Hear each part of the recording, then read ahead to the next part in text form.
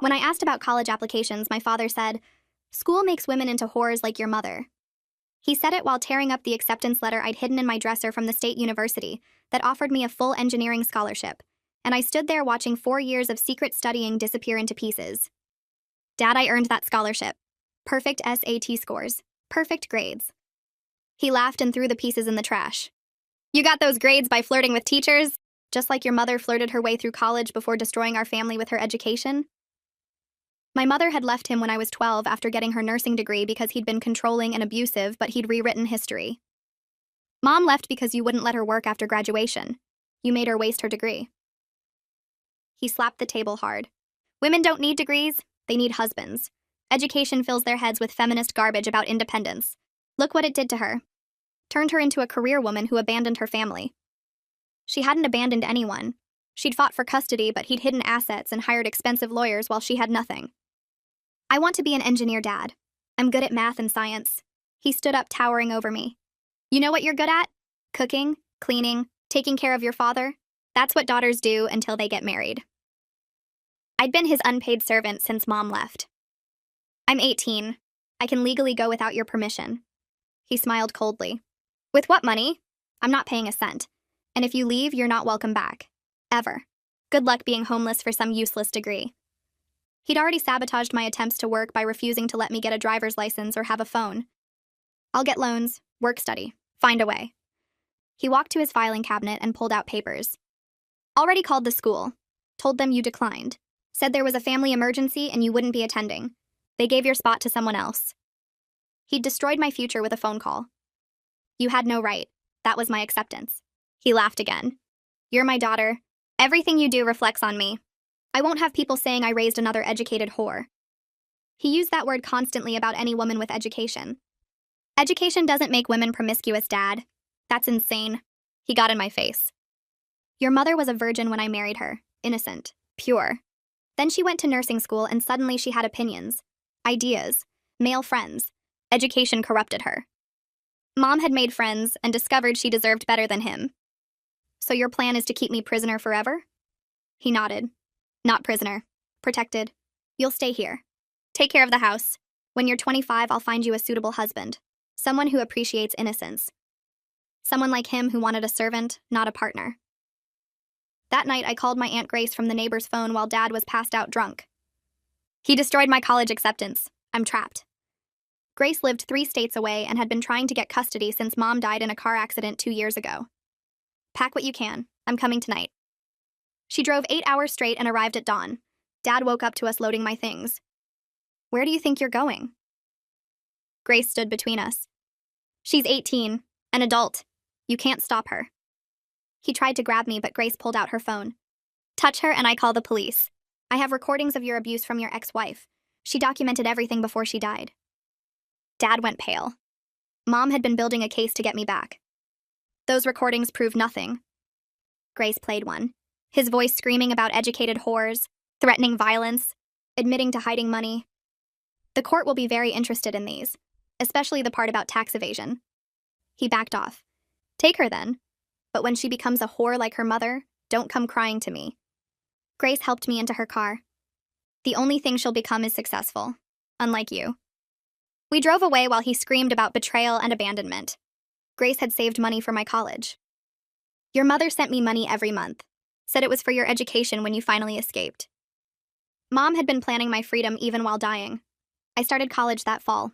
Graduated with honors. Got my engineering degree and then my master's. Dad never contacted me again. I heard from cousins that he told everyone I'd run away to become a prostitute. That education had corrupted me like my mother. Nobody believed him. They all knew the truth. He'd tried to trap me in his miserable world where women existed only to serve men. Last year, he had a stroke. The phone came on a Tuesday afternoon while I was reviewing structural calculations for a bridge project. Unknown number from area code 517. I almost sent it to voicemail, but something made me answer. A woman's voice, professional and tired, identified herself as a nurse from Mercy General Hospital. She said my father had suffered a stroke 3 days ago, and I was listed as his emergency contact. The words hit me like cold water. I hadn't spoken to him in 12 years. Hadn't thought about him in months. My first response was to hang up and pretend the call never happened. Instead, I asked what she needed from me. She started talking about medical decisions and care plans and rehabilitation. I stopped her. I told her I wasn't involved in his life and couldn't help. She went quiet for a moment, then asked if there was anyone else. I said no and ended the call. My hands were shaking. I stared at my computer screen without seeing the numbers. The bridge calculations blurred together. I grabbed my phone and called Grace before I could think about it. She answered on the second ring. I told her about the hospital call and the stroke and being listed as next of kin. Grace's response was immediate and firm. She reminded me I had no legal requirement to manage his care. She said not to let guilt manipulate me into giving up the peace I'd built over the past decade. She asked if I wanted to be involved at all. I said I didn't know. She told me to think about it carefully and call her back. The hospital called again that evening. I let it go to voicemail. They called the next morning. Voicemail again. By the afternoon of the second day, they'd left 4 messages, each one more urgent than the last. They needed someone to make decisions about his treatment. They needed to know about insurance and care options. They needed family input on his rehabilitation plan. The 4th message said they really needed to speak with me as soon as possible. I finally called back and asked to speak with his neurologist. The receptionist transferred me. The neurologist introduced herself and launched into medical details. Major ischemic stroke affecting the right side of his brain. Significant paralysis on his left side. Speech problems. He'd need months of intensive rehabilitation and would likely require permanent assistance with daily activities. She kept calling me his caregiver. She asked about my availability to attend care planning meetings. She wanted to know about my home situation and whether I could accommodate his needs. Every assumption made my stomach turn. I interrupted her. I said I needed to be very clear about something. I was estranged from him due to abuse. I would not be providing care. I would not be housing him. I was gathering information only. The line went silent for several seconds. When she spoke again, her tone had changed. She asked if there was anyone else who could take responsibility for his care. I explained that he'd isolated himself from everyone who knew the truth about him. He had no friends. His family had stopped talking to him years ago when they realized what kind of person he was. She asked about siblings or other relatives. I said there was no one. She thanked me for my honesty and said the hospital social worker would be in touch about next steps. I went to work the next day feeling like I was moving through fog. Raina found me staring at my monitor during lunch, the same spreadsheet open that I'd been looking at for an hour. She asked what was wrong. I gave her the basic version. My abusive father had a stroke. The hospital wanted me to be his caregiver. I told them no. Raina's face went through several expressions before settling on anger. She said it was horrifying that the hospital was pressuring me to care for my abuser. She asked if I knew my actual legal obligations. I admitted I didn't. She pulled out her phone and scrolled through her contacts. She said her sister had dealt with something similar when their father got sick. She gave me the name of an attorney who specialized in elder care and family law. Cecilia Pendleton. She said Cecilia would tell me exactly what I was and wasn't required to do. I called Cecilia's office that afternoon and got an appointment for Thursday. Her office was downtown in a renovated brick building. The waiting room had comfortable chairs and art on the walls. Cecilia was younger than I expected, maybe 40, with short dark hair and glasses. She shook my hand and gestured to a chair across from her desk. I told her the whole story. My father's abuse, the destroyed scholarship, my escape with Grace, 12 years of no contact. Now the stroke and the hospital's assumptions. Cecilia listened without interrupting, taking notes. When I finished, she looked up and spoke clearly. Adult children have no legal obligation to provide care or financial support for their parents. None. The hospital was looking for the easiest solution, not the legally required one. She said I could decline all responsibility, and the state would handle his care through guardianship and Medicaid. I felt something loosen in my chest. Cecilia pulled up a document on her computer. She said we should draft a formal statement declining medical power of attorney and care responsibility. She asked if I wanted to document the abuse history as justification. I said yes. We spent an hour going through details. She typed everything into a legal template. When we finished, she printed 2 copies. One for me, one to send to the hospital. She said if they kept pressuring me, she'd handle all communication going forward. I signed the papers. She said she'd send them to the hospital that day and would call me if there were any issues. 3 days later, my phone rang with a 517 area code. Different number this time. A man identified himself as Constantine Burke, the hospital social worker. His tone was professional and careful. He said he'd received my statement declining care responsibility. He wanted to confirm that I understood they would be pursuing state guardianship for my father. I said I understood. He explained they'd apply for Medicaid to cover his long-term care needs. He asked if I had any questions about the process. I said no. He thanked me for my time and ended the call. No pressure, no guilt, just information. I sat in my apartment after the call and felt the weight of the past week start to lift. Constantine asked one more thing before ending the call. Did I want updates about major medical decisions or his death when it happened? He said it clearly, like he understood this was my choice and nobody else's business. I told him death notification only. I wanted to know when it was over, but I didn't want calls about surgeries or treatments or any of the daily decisions involved in keeping him alive. Constantine said he'd make a note in the file, and that was it. The call ended, and I sat there feeling like I'd just crossed some invisible line that I couldn't uncross. My phone started ringing 2 days later with numbers I didn't recognize. I let them go to voicemail. The first message was from a cousin named Georgina, who I hadn't heard from in probably 8 years. She said the hospital had contacted family members looking for someone to take responsibility for my father, and she was shocked I'd refused. She used the word abandoned 3 times in a 2-minute message. I deleted it and blocked her number. The next call came an hour later from another cousin named Robert. He left a message saying I should be ashamed of myself for turning my back on family. He said my father raised me and fed me and put a roof over my head, and this was how I repaid him. I called Robert back because I remembered he'd been at a family gathering where my father told everyone I'd run off to become a prostitute. Robert answered on the first ring and started in immediately about family duty. I cut him off and reminded him he'd sat there at Thanksgiving 6 years ago, while my father told everyone I was selling my body for money, and he hadn't said one word to defend me. Robert went quiet for a second, then said my father was just upset and didn't mean it. I told him if he was so concerned about family duty, he could take my father into his house and provide the care himself. Robert said he had his own family to think about and it wasn't the same. I said it was exactly the same and hung up. 3 more cousins called over the next week. I blocked 2 of them without listening to their messages. The third was my cousin Linda, who'd always been quieter than the rest of the family. She left a message saying she wanted to talk, but not to pressure me about anything. I called her back because something in her voice sounded different. Linda answered and immediately said she was sorry. She said she never believed my father's lies about me becoming a prostitute or any of the other garbage he spread around the family. She said she should have spoken up years ago and defended me, but she was scared of causing family drama. I asked why she was calling now. Linda said she wanted me to know my father had been alone for years because people eventually figured out what kind of person he was.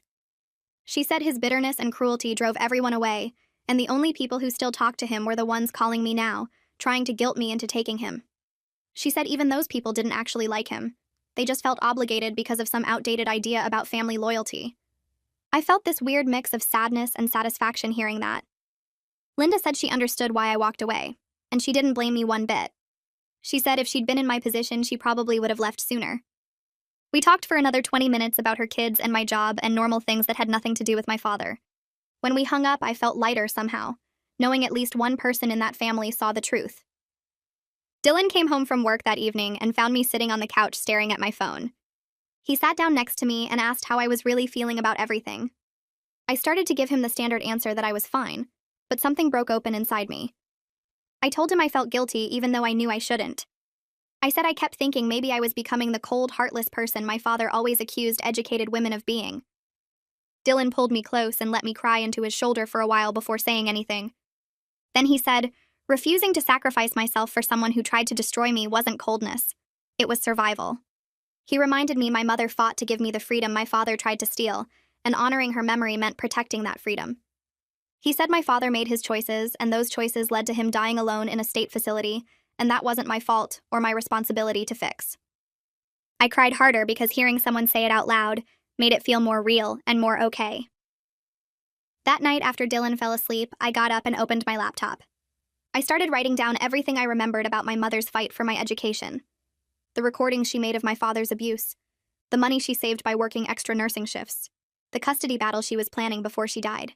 I wrote for 3 hours and filled 6 pages with memories and details I'd been carrying around for years. Seeing it all written out reminded me that walking away from my father was exactly what my mother would want. She'd spent her last years trying to get me away from him, and she'd left money with Grace specifically for my education. Every choice she made was about giving me a future he couldn't control. Choosing to protect that future now wasn't betrayal. It was honoring everything she sacrificed. 2 weeks later, the hospital called again. Different administrator this time with a neutral professional tone. She said my father was transferred to a state-funded nursing facility since no family members would take him. She gave me the facility name and address in case I needed it for records, and that was it. No pressure, no judgment, just information delivered and call ended. I wrote down the facility name and filed it away with all the other paperwork Cecilia had helped me prepare. I called Constantine the next day because I had one question I needed answered. I asked if my father knew I'd declined to care for him. Constantine paused for a second, then said yes. My father had been told, and became very agitated. He said my father tried to say something that came out garbled because of the stroke, but it sounded like accusations.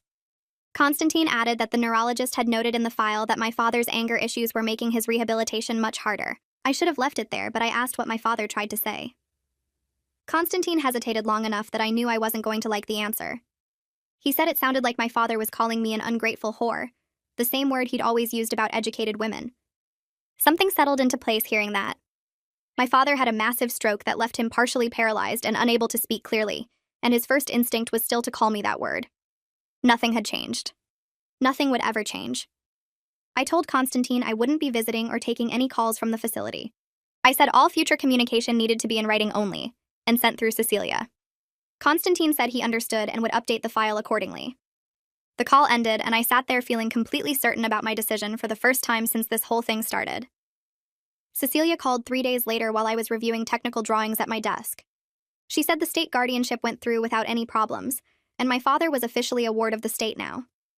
Her voice sounded relaxed and professional, like she was closing out paperwork on a routine case. She confirmed I had zero financial liability for his care, and his Social Security would cover the nursing facility costs completely. I felt something loosen in my chest hearing those words because part of me had been worried the state would find some legal way to make me pay for him anyway. I asked what would happen to his house and all his belongings, since he'd lived in that same place for 30 years. Cecilia explained the state might eventually place a lien on his property to recover some of the care costs, but that process took years and wasn't my concern. I told her I wanted nothing from his estate and asked if she could document that officially. She said she'd prepare a formal disclaimer of inheritance that I could sign and file with the court, so there would be no questions later. I thanked her for everything, and she said she was glad she could help me protect myself from a bad situation. After we hung up, I sat there staring at my computer screen feeling like I'd just been released from invisible chains I didn't even know I was still wearing. Work became my refuge over the next few weeks as I threw myself into a major engineering project, redesigning a water treatment system for the city. I loved the clean logic of engineering problems where there were right answers and wrong answers and no messy emotions to navigate. My team needed detailed calculations for the new filtration system, and I spent hours running numbers and creating models. Raina stopped by my desk most afternoons to check on me, and I appreciated having a friend who understood why I wasn't playing the dutiful daughter role everyone expected. She never asked if I felt guilty, or suggested I should visit him, or any of that garbage people usually say when someone's parent is sick. She just brought me coffee and asked how the project was going, and treated me like a normal person, instead of someone going through a family crisis. Grace drove up for a long weekend visit in early November, and we spent Saturday afternoon going through old photos of my mother that she'd kept safe in albums at her house. We sat on my couch with 3 photo albums spread across the coffee table, and Grace told me stories about each picture. There was Mom at her nursing school graduation looking proud and happy in her white uniform. Mom at the hospital where she worked before she married my father when she still had her whole life ahead of her. Mom holding me as a baby with this expression on her face like she couldn't believe I was real. Grace said Mom was so strong to leave him and fight for custody, even though she lost that battle in the end. She said Mom never stopped trying to get me back and never stopped believing I deserved better than being his servant. We looked at pictures until the sun went down, and I cried more than I expected to, because seeing Mom's face reminded me of everything he'd stolen from both of us. Sunday morning, Grace told me something I'd never known before. She said Mom was planning to appeal the custody decision when she died, and had been documenting his continued controlling behavior toward me for months. Mom had been keeping a journal with dates and details of every time he called her names or threatened her or tried to turn me against her. She'd been building a case to show the court that his abuse hadn't stopped just because they were divorced, and that I wasn't safe living with him. Grace showed me copies of some of the journal entries on her phone, and I read my mother's handwriting describing things I remembered living through. Mom wrote about how he wouldn't let me get a driver's license or have friends over or participate in the school activities. She documented the verbal abuse and the isolation tactics and his obsession with controlling my future. Grace said Mom's death wasn't just tragic. It was the final theft of my chance to escape sooner, because she would have won that appeal and gotten me out years before I turned 18. That revelation made me angry in a completely new way. I'd been furious at him for years, but this was different, sharper, like a knife cutting through old scar tissue to find fresh wounds underneath. He'd stolen years from me that I could have spent with my mother instead of being his prisoner. Grace hugged me while I cried angry tears and said Mom would be so proud of everything I'd accomplished. She said Mom would be especially proud that I refused to let him control me even now when he was sick and helpless, and everyone expected me to take care of him. Grace said choosing myself over him was exactly what Mom had been fighting to teach me before she died. I started therapy the following week with a woman who specialized in family trauma and complicated grief. I sat in her office with its comfortable chairs and soft lighting and tried to explain how messed up I felt about the whole situation. I told her about losing my mother and escaping my father and now facing his slow death without any reconciliation or closure. I said I felt like I should feel something more than just relief and anger, but I didn't know what. My therapist listened to everything and then said something that hit me hard. She said I could grieve the father I deserved to have without owing anything to the father I actually had. She said those were two completely different people, and I had every right to mourn the loss of what should have been, while refusing to pretend the reality was different from it was. That made more sense than anything anyone had said to me through this whole mess. 2 months after his stroke, Constantine sent a brief email update that my father's rehabilitation was going slowly because of his bad attitude and refusal to cooperate. The physical therapist had noted in his file that he got angry during sessions and wouldn't try the exercises they gave him. Constantine said this wasn't unusual for stroke patients, but it was making his recovery much harder than it needed to be. I read the email twice and then filed it away in a folder with all the other documentation I was keeping just in case. I didn't respond because I'd already told Constantine I only wanted to know when my father died and nothing else. But I saved everything anyway because I'd learned from my mother that documentation mattered when dealing with difficult people. Dylan and I went on a weekend trip to the coast in late November to clear my head and get away from everything for a few days. We drove to a little beach town and got a room at a cheap motel right on the water. Walking on the beach Saturday afternoon, I realized I'd been waiting for some big dramatic confrontation or guilt trip that just wasn't coming. My father was simply fading away in that nursing facility dealing with the consequences of his own isolation and cruelty. Nobody was calling me a terrible daughter or trying to pressure me into visiting him. The cousins had stopped calling after I reminded them they'd known the truth all along. The hospital had stopped pressuring me after Cecilia sent her letters. Everything was just quietly resolving itself without any of the drama I'd been bracing for. Standing at the edge of the water, watching waves crash against the rocks, I told Dylan how strange it felt that the man who dominated my entire childhood was now powerless in some nursing facility 3 states away. Dylan picked up a smooth stone and threw it into the surf. He said my father had always been weak, just really skilled at making other people feel small to hide his own weakness.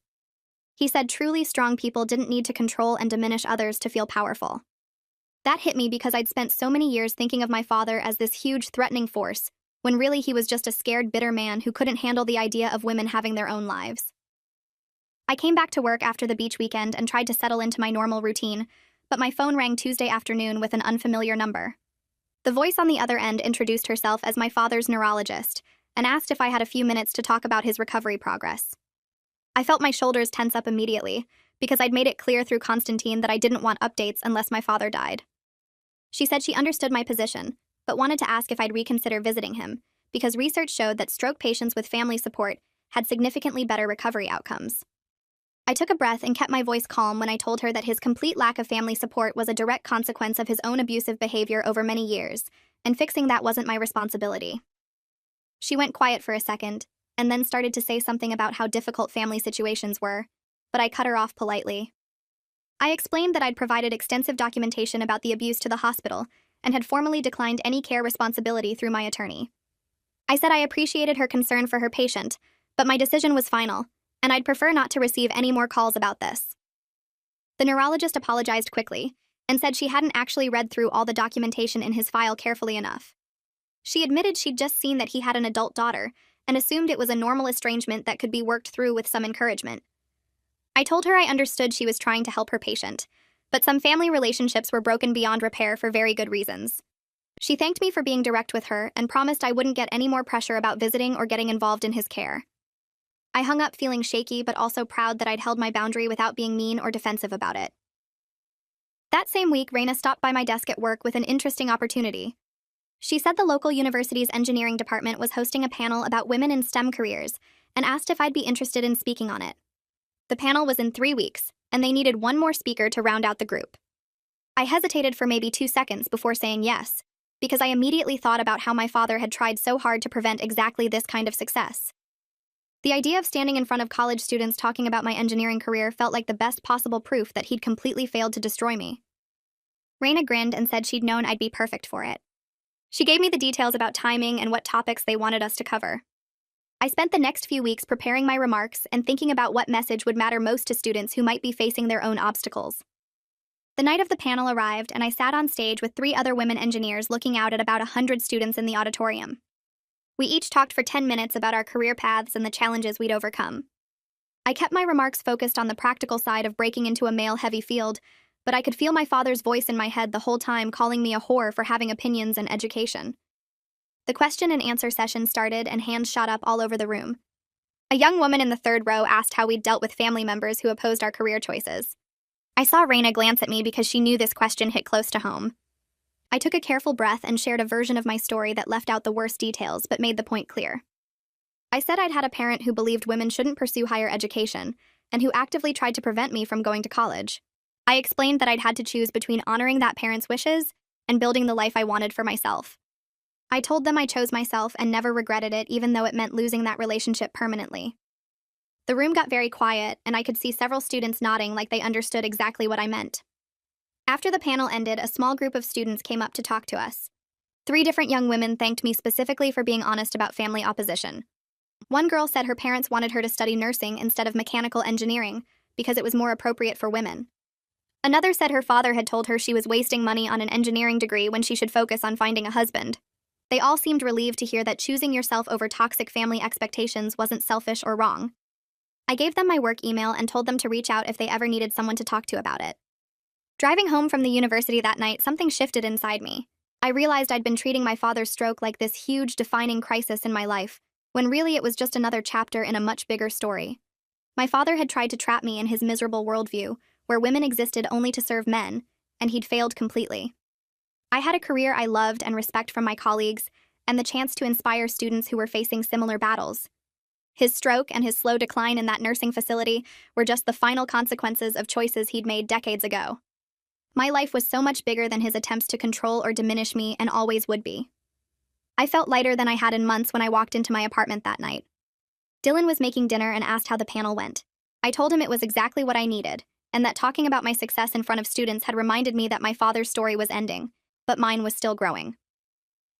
3 months after the stroke, I got an email from Cecilia with a brief update. She said the state guardian had been managing everything smoothly and my father's care was stable. She wrote that I probably wouldn't hear anything else unless his condition changed in a major way or when he eventually died. I wrote back thanking her for all her help navigating the legal side of this situation. I saved her contact information in a folder on my computer labeled with my father's name, so I'd have it when I needed it for his death. It felt strange to have a folder waiting for someone to die, but also practical. I'd learned from my mother that keeping good records mattered when dealing with difficult people and difficult situations. Dylan and I were having dinner the following week when he asked if I'd thought about what I'd do when my father actually died. He wanted to know if I planned to attend a funeral or just let the state handle everything without my involvement. I put down my fork and realized I genuinely didn't know the answer yet. Part of me felt like I should go to prove to myself that he was really gone and couldn't hurt me anymore. Another part of me thought attending his funeral would be giving him attention he didn't deserve even in death. I told Dylan I hadn't decided, but I appreciated that I had time to figure it out without anyone pressuring me one way or the other. He reached across the table and squeezed my hand.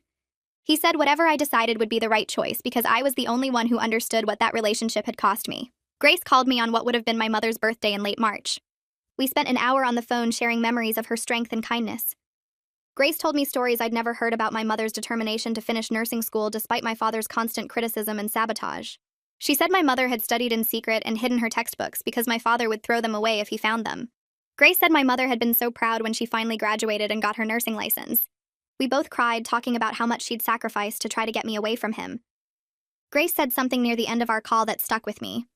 She told me that refusing to care for my father now was actually honoring my mother's sacrifice and not betraying some abstract concept of family duty. She said my mother had fought so hard to give me freedom and independence, and throwing that away to care for my abuser would make her sacrifice meaningless. I'd never thought about it that way before, but she was completely right. That night I sat down and wrote a letter to my mother that I knew I'd never send. I told her about my engineering career and how I'd gotten my master's degree. I wrote about Dylan and how he supported me without trying to control me. I described the scholarship fund I was planning to start in her name. I told her about refusing to care for my father, and how I'd built boundaries that protected the life she'd helped me escape to. Writing it all down felt like closing a circle she'd started when she saved that education money for me. I folded the letter and put it in a box with the few photos I had of her. Someday I'd visit her grave and read it to her there. Work called me into a meeting the first week of April, and I walked in nervous they were going to cut my hours or reassign me. Instead, my manager told me they were promoting me to lead engineer on a major infrastructure project the company had just won. It was a huge bridge renovation that would take 2 years and involve managing a team of 8 engineers plus contractors. My manager said they'd chosen me because of my technical skills and my leadership abilities. I sat there trying to process that I was getting this kind of recognition and responsibility. Walking back to my desk, I thought about my father saying women didn't need degrees, and I actually laughed out loud. He'd been so completely and totally wrong about everything.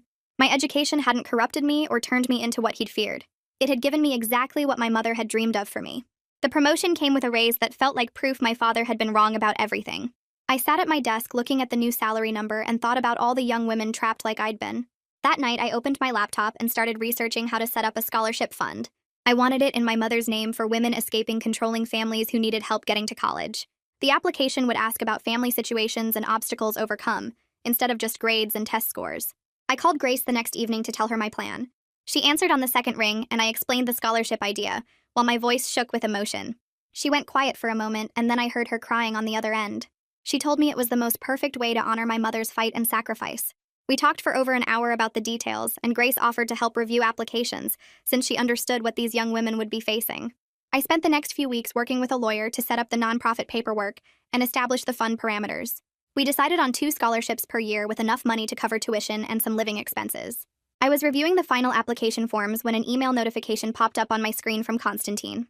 The subject line said medical update, and my stomach tightened before I even opened it. He wrote that my father had suffered a second smaller stroke, and his overall prognosis was now poor. I read the email twice, sitting completely still at my desk. The strange thing was, I felt nothing dramatic. No grief or satisfaction or anger. Just a kind of numbness and acknowledgement that his story was reaching its end. I forwarded the email to Dylan without comment, and went back to the scholarship paperwork. That evening, Dylan came over and found me on the couch staring at my laptop without really seeing it. He sat down next to me and asked if the second stroke changed how I felt about anything. I thought about it for a long time before answering. I told him it didn't change anything because my father had made every choice that led to him dying alone in a state facility.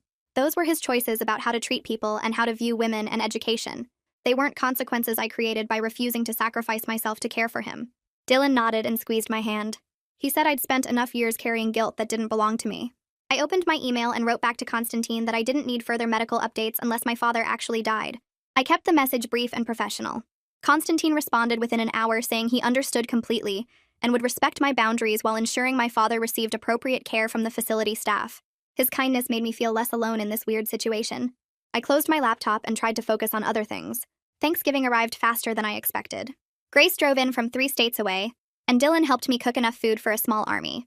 I'd invited Raina and a few other close friends who didn't have family nearby. We crowded around my dining table that barely fit everyone, and went around sharing what we were grateful for. When it was my turn, I looked at all these people I'd chosen to be my family. I said I was thankful for every person at this table, and for the life I'd built, despite every obstacle my father had created to stop me. Grace reached over and gripped my hand tight. During dinner, Grace started telling stories about my mother that I'd never heard before. She described how my mother had worked double shifts at the hospital to save money for my education, how she'd hidden cash in old nursing textbooks, and the lining of her winter coat because my father monitored her bank accounts. Grace said my mother had been so careful and determined, knowing that education was the only way I'd ever escape.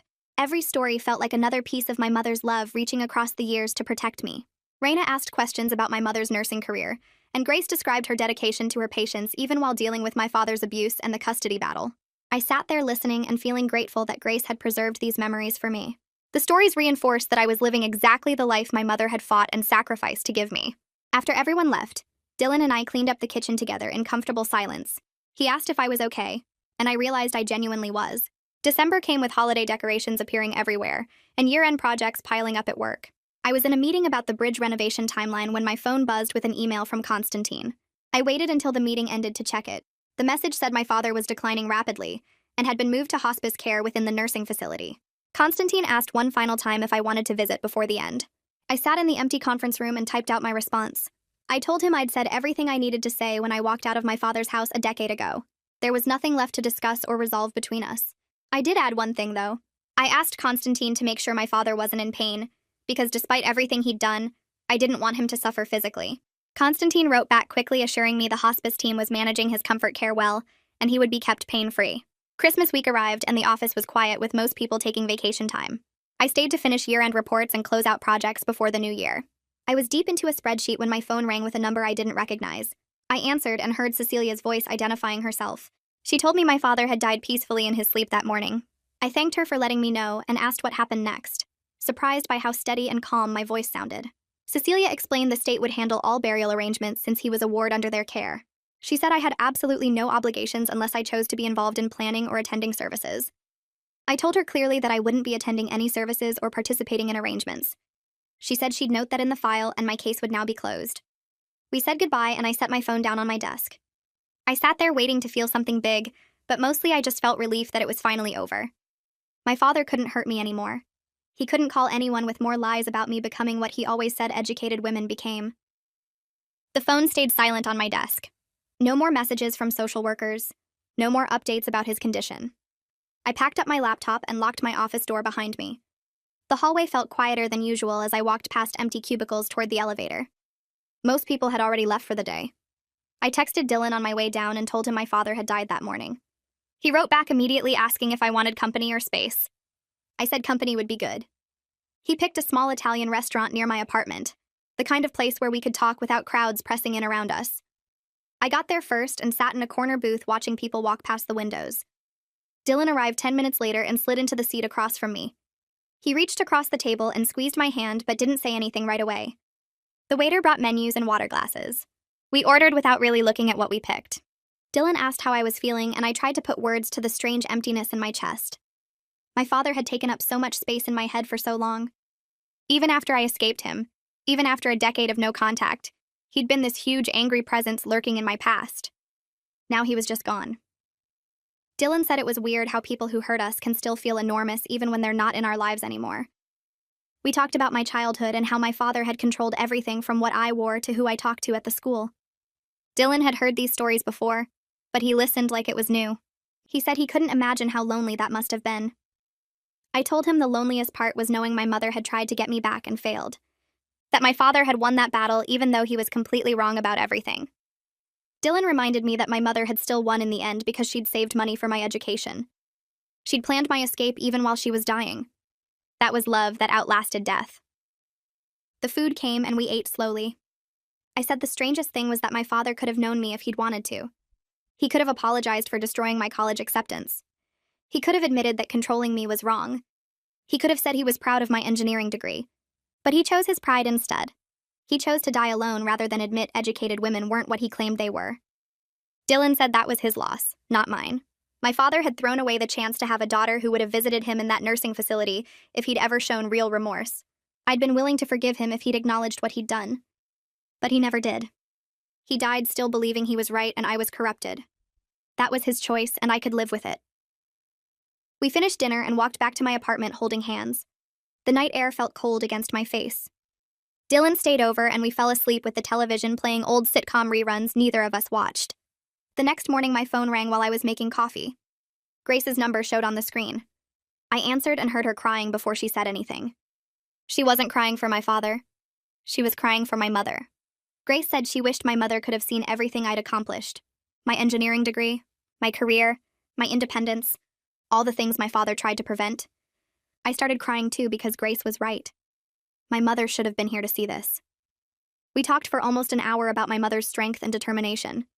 Grace told me stories about how my mother used to call her late at night after my father fell asleep. How she'd whisper her plans to save money and get me away from him. How she'd been so careful and strategic about every dollar she hid. My mother had been fighting for me right up until the car accident took her away. Grace said we should visit my mother's grave together in the spring. We could tell her everything about my life now. About the scholarship fund I was setting up in her name. About my promotion at work. About Dylan and how he supported me through all of this. I said yes immediately. Spring felt like the right time. Grace said my mother would be so proud, and I believed her. After we hung up, I sat on my couch feeling grateful that Grace had kept my mother's memory alive for me. January came cold and gray. The scholarship fund paperwork finally went through after weeks of legal reviews and bank signatures. I'd put in enough money to help 2 young women each year. The selection committee reviewed applications from girls trying to escape controlling families. Girls whose parents sabotaged their college plans. Girls who needed money to get away and build their own lives. The first 2 recipients got their acceptance letters in mid-January. I met them both at a coffee shop near campus. They reminded me so much of myself at 18. One girl named Sarah had a father who refused to let her apply to schools more than 20 miles away. The other girl named Jennifer had parents who told her college was where girls went to lose their morals. Both of them had applied in secret. Both of them had perfect grades and big dreams. I bought them coffee and we sat in a quiet corner talking about engineering programs and dorm life. They asked questions about my career and I answered honestly. I told them parts of my story. Not everything, but enough that they understood. I said the family members who try to hold you back don't deserve access to your success. You don't owe them updates or explanations or proof that you're doing well. You just owe yourself the chance to build the life you want. Sarah nodded and said her father kept calling her selfish for wanting to leave home. Jennifer said her parents told her she'd regret choosing education over family. I looked at both of them and saw myself reflected back. That desperate determination mixed with fear and hope. I told them they wouldn't regret it. That the freedom to choose your own path was worth every hard moment. They both thanked me before leaving, and I watched them walk away toward their futures. Work kept me busy through late January and February. The infrastructure project moved into its critical phase with the bridge renovation timeline accelerating. I led my team through design reviews and site inspections. Every day I proved my father wrong about women and education. Every calculation I checked, every meeting I ran, every decision I made showed that his beliefs were garbage. My career was exactly what my mother had dreamed of when she worked those double nursing shifts. This was why she'd hidden money in coat linings and old textbooks. So I could stand in construction sites wearing a hard hat and making things better. One evening in late February, Dylan and I were cooking dinner together when he asked if I'd ever thought about getting married. Not to him specifically, just in general. I stopped chopping vegetables and looked at him. He clarified that he was asking about me specifically now. I said yes, I'd thought about it. He asked what kind of wedding I'd want, and I realized I wanted something small. Just people who actually mattered. He agreed that made sense. Then I said something I hadn't planned to say. I told him I wanted Grace to walk me down the aisle. Not my father, obviously, but not some random person either. Grace was the one who'd rescued me. She was the one who'd driven 8 hours in the middle of the night. She was the one who'd stood between me and my father with recordings and threats until he backed down. She was family in the way that actually counted. Dylan smiled and said that was perfect. He said Grace would probably cry happy tears for a week straight. I laughed because he was right. We kept cooking and talking about hypothetical wedding plans that felt less hypothetical by the minute. March brought warmer weather and longer days. Grace and I picked a Saturday in early April to visit my mother's grave. She drove to my city the night before and stayed in my guest room. We left early Saturday morning with flowers and a folder I'd prepared. The cemetery was an hour away in the town where my mother had lived after leaving my father. Grace and I walked through rows of headstones until we found my mother's marker. It was simple granite with her name and dates. Grace set down the flowers while I opened my folder. I'd brought a copy of my master's degree, my promotion letter, the scholarship fund paperwork with my mother's name on it. I laid them on the ground in front of her headstone and started talking. I told her about my engineering career and the bridge project I was leading. About Dylan and how he supported me without trying to control me. About the scholarship helping girls escape situations like mine. About Grace standing beside me through everything. Grace added details I forgot. She told my mother about my perfect performance reviews and my team's respect for my leadership. About the apartment I'd bought and decorated myself. About the life I'd built from nothing after escaping. We stayed there for over an hour just talking to her, telling her everything she'd missed, thanking her for the money she'd saved and the recordings she'd made, for fighting even when the courts ruled against her, for planning my freedom even while dying. I told her that her sacrifice hadn't been wasted, that I'd used every opportunity she'd given me, that I'd become exactly what she'd hoped for and nothing like what my father predicted. Grace was crying by the time we finished. I was crying too. We left the flowers and the papers there as proof. Physical evidence that my mother's daughter had succeeded, that her fight had mattered, that her love had been strong enough to reach across years and death to save me. Standing there looking at my mother's name carved in stone, something shifted inside me. I'd spent years angry that my father never apologized, never acknowledged his abuse, never asked for reconciliation. I'd thought maybe I needed that closure, that deathbed conversation where he admitted he was wrong. But standing at my mother's grave, I understood I didn't need anything from him. Not his approval, not his apology, not his recognition of who I'd become. I had everything that actually mattered. A career I loved that challenged me every day. People like Grace and Dylan who supported my independence instead of trying to crush it. The freedom my mother had fought and died to give me. My father's story had ended exactly how he'd designed it, alone and bitter in a nursing facility, convinced the world had wronged him. But my story was just starting. Every project I completed, every woman I helped through the scholarship fund, every choice I made freely, proved that his attempts to trap me had failed completely. The life I was building was better than anything he'd tried to prevent me from having. Better than he could have imagined. Better than he deserved to witness. And that was enough.